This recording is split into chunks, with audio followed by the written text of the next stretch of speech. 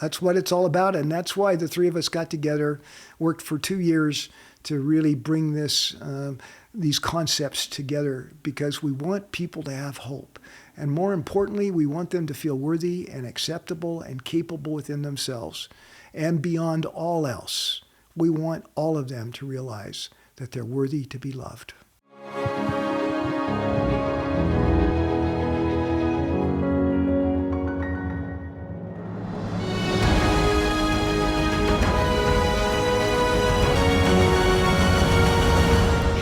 Welcome back. We have Dr. Gray Otis with us. We are on the very last chapter. I'm sad to end this journey that's just been this beautiful experience, diving into each one of these and everything that you've studied and researched and that you're being able to bring to many, many, many more people. And I've loved doing this with you. So thank you. Yes.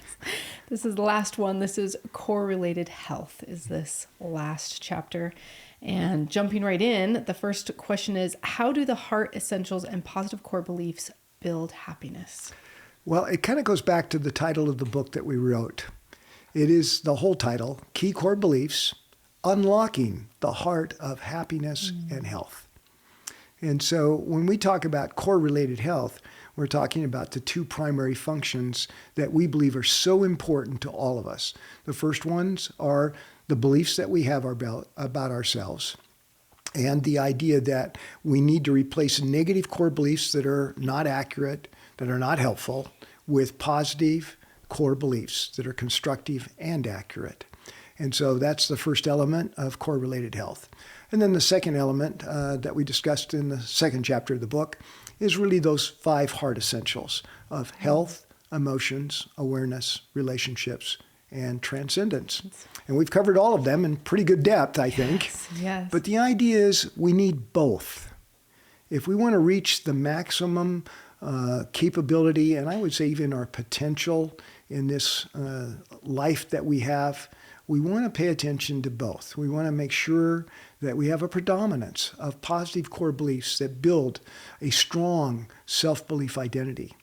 But we also want to pay attention to all of these heart essentials, and so that we can live healthy lives and be able to deal with our emotions in ways that are helpful for us, and that we can regulate them so we're not weighed down by depression or anxiety or anger. Right. But that we're living a life of a greater sense of peace with more moments of joy and happiness. And then that we have that ability to use our cognitive abilities. You know, we've got a really big brain. Yeah. And a big part of that brain is based on how we can use our reason, our logic, our ability to work through challenges, to accomplish things, to play musical instruments, to have fun with our children. All of this doesn't happen without the front part of our brain really being used in terms of our awareness. And of course, the value, the critical value of our relationships with others, and how we can build those great relationships that we talked about. Yes. And in the process, build a great life for ourselves. And then finally, the idea that we can have uplifting, motivating, transcendent experiences, and how all of those interplay, and how they all reinforce or strengthen our positive core beliefs. It's a round robin circle that just keeps making things better. Just keeps going. It just keeps going. And as we become better as human beings, we inevitably have an effect, a more positive effect on others. Yes. So I think I just wish everyone could understand these principles, because the world truly would become a much better place. Well, and if we could do that, the world would become a better place. But as a person that works with individuals and couples, the primary concern that I have and desire is that they will build those better lives for themselves. Yes. It's only about one person or two persons. And then how, as you just said, and you're so right, how those one or two individuals will impact those around them. I love the idea that if one person can really get through their anxiety or their depression or their anger issues and other things that might be troubling them, if they can resolve them, get beyond them, and then start to really build this core-related health for themselves, it's going to have an impact on them. And as you said, it's going to have an impact on others. sometimes that works out for generations. It's true. It's true. That's multi-generation. That's why my work is not only exciting, but so fulfilling. Yes. Wow. The impact is truly immeasurable, right? I mean, it truly is. So what are the ingredients to living well? Well, it's basically figuring out each individual for themselves, what's truly important for them.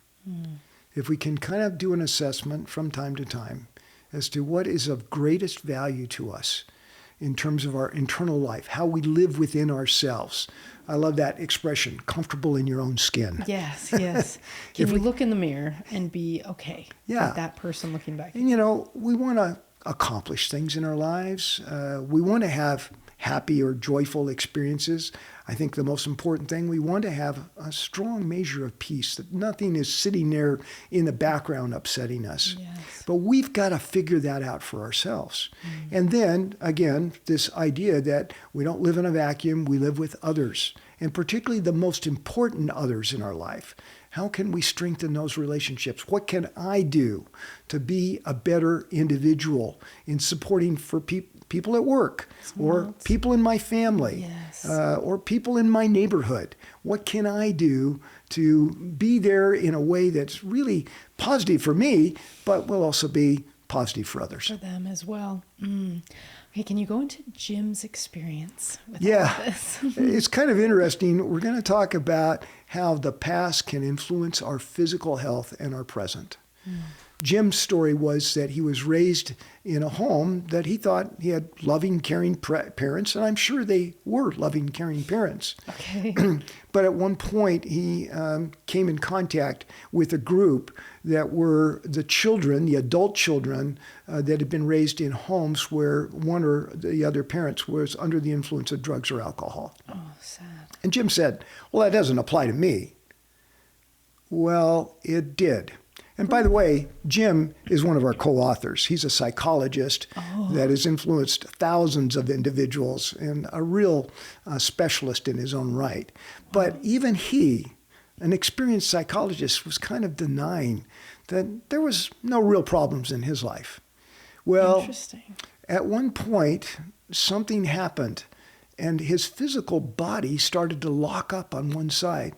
It was almost as if he'd had a stroke, but he didn't have a stroke. There was nothing wrong with his organic brain. Whoa. But it was a condition that has been diagnosable as a medical condition where our body joints start to stiffen up. It's kind of similar to arthritis, but it's more of the stiffening piece as opposed to the pain piece. And it typically impacts a particular side of the body or a portion of the body, in this case, one of his sides, his arms and his legs. Oh, no. To the point that Jim was really concerned and afraid that he was going to live the rest of his life in a wheelchair. Oh, dear. What does this come from? It comes from all sorts of things. But when we're talking about these kinds of things, that diseases or disorders that attack the body physiologically, they quite commonly have an origin, as a contributing factor at least, in past experiences. Ooh. And so when he was thinking about this group for the adult children of, in this case, alcoholic parents, all of a sudden he realized that his father was not only an alcoholic, but he was an abusive alcoholic that also engaged in other behavioral patterns that were harmful. Wow. And it wasn't until he was an adult that he really thought through this? Way into his adulthood. Wow. 40s. Wow. And this is a psychologist, okay? Wow. I mean, a clinical psychologist working with people. Right. Well, he decided that it was time for him to get real, get down and work through this stuff. And he started to see a type of therapist that physiologically worked on his body. But also he started to recognize and come to terms with the fact that things in his past were influencing him. And he said as this particular therapist worked on a particular part of his body, his mind would explode with a memory that he had kind of repressed. And it was kind of a release. And he was able to kind of work through that. And then as he recognized that this was not just physical body stuff, it was mental and emotional stuff that hadn't been resolved. He was able to work through it item by item, event by event, and really resolve all of that. Whoa. And today, he's up there in years, but he's not in a wheelchair, and he's never going back.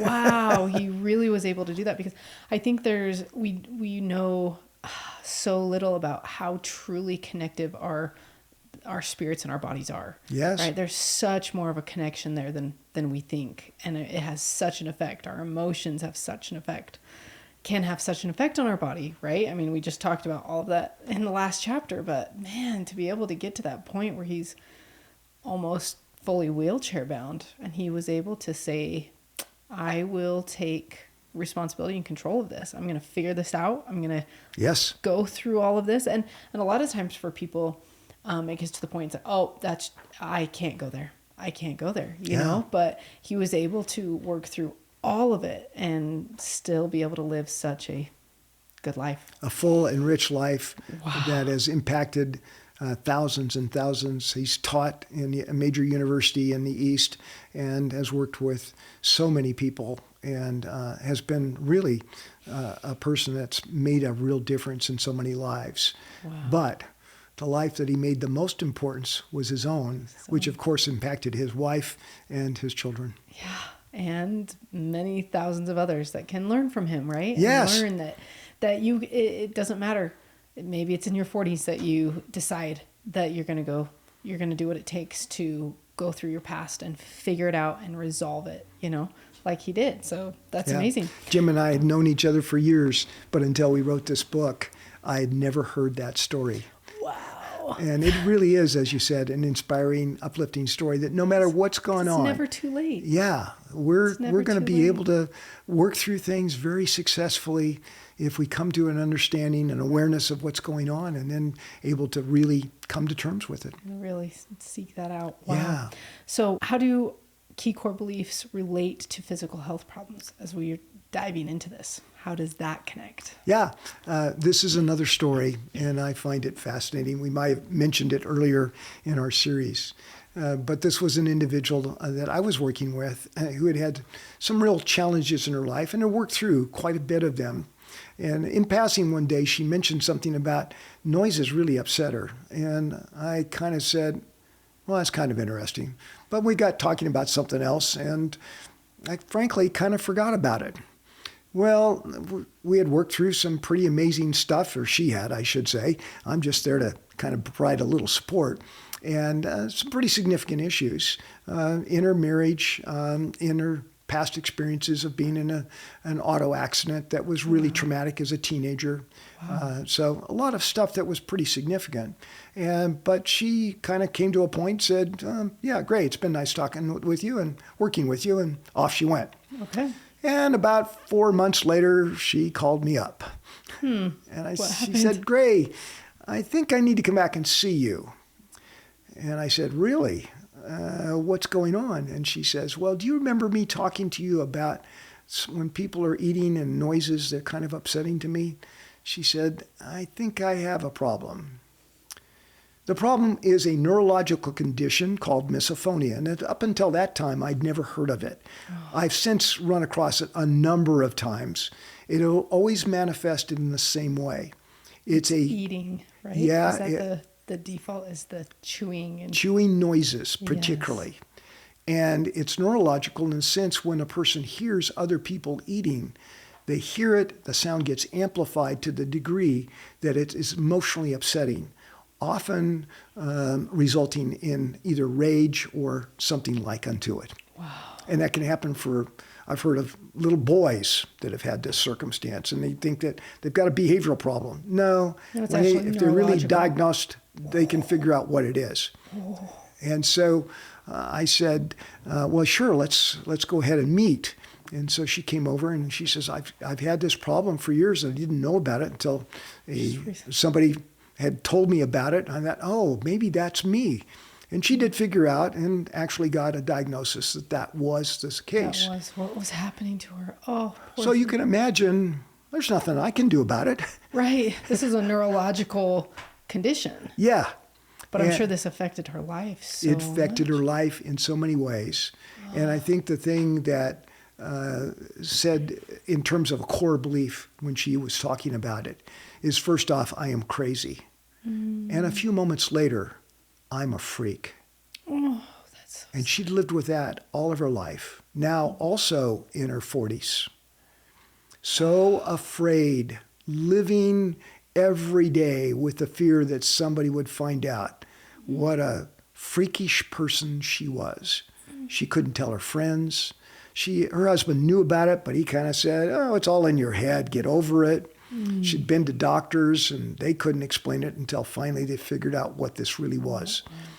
It's not that uncommon a condition. Doesn't occur very often, but it's something that I've run across a number of times since I've worked with her several years ago. I have a friend, and her son has it. Ah, yes. And yeah, I mean, you don't hear about this. You don't. But yet, I think there probably are more people that may have this that don't, just because it's not talked about, right? They may not know it, that they have it. Right? And they cover it up. Yeah. And she covered it up from almost everybody. But it was affecting her life so much that she couldn't sit down to a family dinner because there was all this noise going on around people eating things. And so she would take her plate and go into another room to eat by herself. She could go out to lunch with her friends, but could hardly tolerate it because they didn't know that she was a freak. So the point is, of course, that she was not a freak and she wasn't crazy. But if she believed it, that was the world that she was living in for herself. So again, we worked on core beliefs as to who she really was. A caring person, an amazing, accomplished person, a person that really wanted the best for others, and a person that desperately wanted to get out of this prison. And she did. Really? Yeah. One of the first steps she did, she had a group of about 5 friends, and they would go out every once in a while, but she really kind of avoided going out for lunch. Yeah. Well, and that's so hard because so much of us, our default of connection with humans generally has to do with food. Like Yeah. we're doing that over some sort of, Yeah, food, so. exactly. The one that kind of stood out in my mind, she says, I do go to the movies every once in a while, but I have to have the biggest container of popcorn so I can eat and hear my own chomping, Chewing, not but somebody else's. Oh, Last all the way through the movie. wow, that's crazy. That's so. It's amazing that she was able to live with it for that long because from what I've heard, it really does trigger that rage. I mean, and to think about the people that are experiencing that and self-regulating to the point where they're not. I mean, that's incredible. Yeah, it is incredible. And nobody can understand her internal emotional experience unless somebody has that particular kind of condition. Because it's not easy to understand. You're eating popcorn and I'm in a rage state. Yeah. How do you understand that? I don't think I do. But what I did understand is who she was and who she came to understand as to who she was. And so she went to her friends, courageously told them about this condition, and they all rallied around her. And she was desperately afraid that maybe they were going to just shun her or say, well, it's been nice knowing you. But instead, they all just said, oh, we had no idea. What can we do? How can we work with you? And so now they go out to lunch, but they figure out how to work through that so that she can have an enjoyable time too. And just knowing that they're supportive of her. Yes, can make all the difference. Makes all the difference. And she has now been able to say who she is and not tell people that this condition describes her, but tell people that she can rise above even this. Even though it's, as far as we know, medically, it's never going to go away for the rest of her life. Wow. But she was able to change who she knew she was. Exactly. Instead of saying, I'm crazy, I'm a freak. I am a compassionate person who cares about others, that's powerful. And it made all the difference for her. So these two stories, Jim's story is a a emotional thing that's impacting and creating a physiological condition. Her story is a physiological condition that's impacting how she's seeing herself mentally and emotionally. And both of these are important. We need to understand that although we may not have these real dramatic events like having a stroke-like circumstance or having a very unusual type of neurological disorder, whatever our problems are, whatever our challenges are, and almost everybody has some, Yes. they don't define us unless we let them. More importantly, we can always come to better terms with them, understand who we are. A woman who had been diagnosed with cirrhosis of the liver, age 21, no alcohol use at all in her life, which is typically where we get cirrhosis from. Right. It was just some kind of condition that was probably congenital. She had to redefine her life because before that time, she was a healthy teen. Then she said, I'm sick. She had the option to redefine her life is, yes, I have something and it's probably pretty difficult and I'll have to deal with it. But I'm going to be a healthy person and I'm going to interact with people. I'm going to choose how to live my life in the most constructive way that I can. Wow, that's powerful. That's really powerful. What this book, Key Core Beliefs, Unlocking the Heart of Happiness and Health, is all about. It's amazing to realize that everyone can live well. It doesn't matter, like this woman, if you have misophonia and it's neurologically, compromising you in some way, or a liver disease or any of this, we can, like you said, rise above it. We don't have to let things define us. We can let them refine us. Yes. And I think that's your whole research, your book, and it's empowering. Yeah. Well, that's what it's all about. And that's why the three of us got together, worked for 2 years to really bring these concepts together, because we want people to have hope. And more importantly, we want them to feel worthy and acceptable and capable within themselves. And beyond all else, we want all of them to realize that they're worthy to be loved. Wow. Well, I want to thank you on behalf of anyone that is watching or will ever watch this, and to thank you for your work, your dedication, your research in this, and also the other authors that were a part of this, because I know this will benefit and bless lives, and I thank you for that. Well, we thank you, and I say we because it's Sandy Williams, a marriage and family therapist, Jim Messina, a clinical psychologist, and we're all committed to this idea of going forward. You may be aware that we wrote a subsequent book that was actually for clinicians based on these same approaches.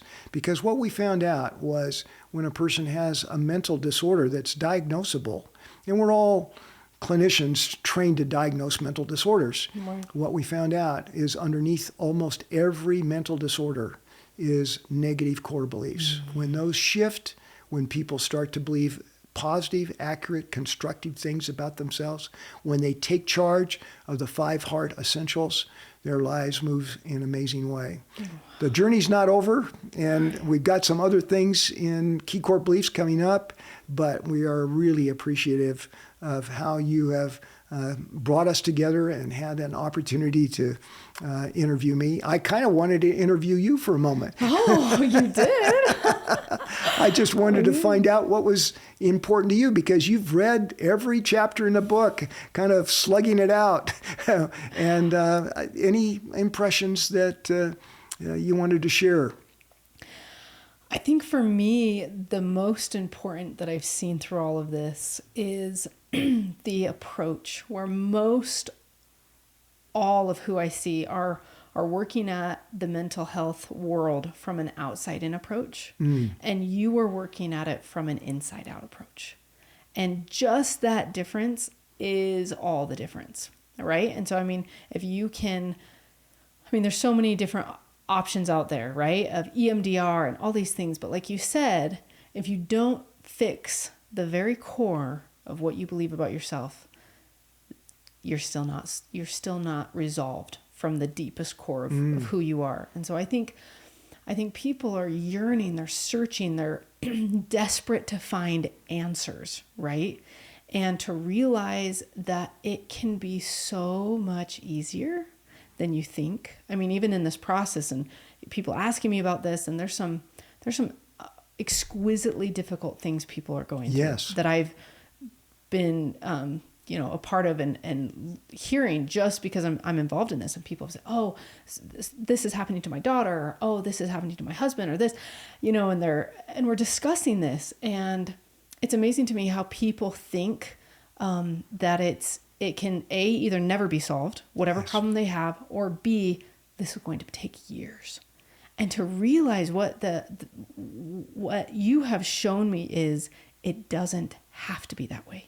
If you have concerted effort, you know what it takes to dive in, recreate, retransform those negative core beliefs into positive core beliefs, you can be a changed person in a matter of weeks. Yes.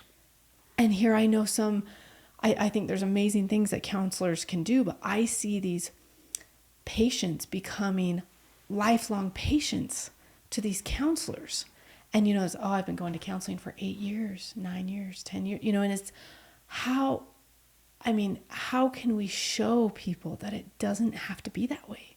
And I think that's the benefit, that's the beauty that you give in this book. And what you're trying to teach people is, if you know how to actually fix the root problem, you are in charge of how fast you heal, not somebody else, not what a counselor is going to tell you. It's up to you, and it can be in a matter of weeks, not years, not decades, not generations, right? Because there's some of these things where this Yes. has been passed on through multi-generations.